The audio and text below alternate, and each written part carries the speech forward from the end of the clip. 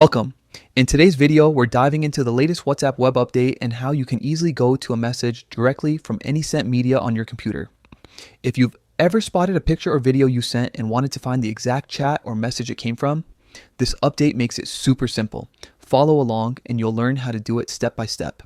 First, open WhatsApp Web on your browser. You can do this by visiting the official WhatsApp website and scanning the QR code from your phone if you're not already logged in.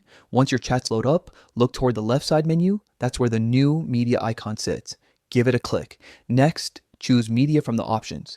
This section neatly organizes all the images, videos, and other files shared through your account. It's a great place to quickly find specific media without scrolling endlessly through old chats.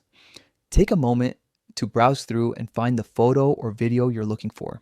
Once you locate it, look up to the top right corner of the media window and click on the sort icon. A small list of options will appear from there. Choose You.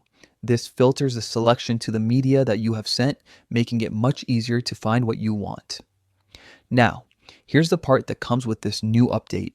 When you find the media you were searching for, click on it. A drop-down menu will open and you'll see a handy new option.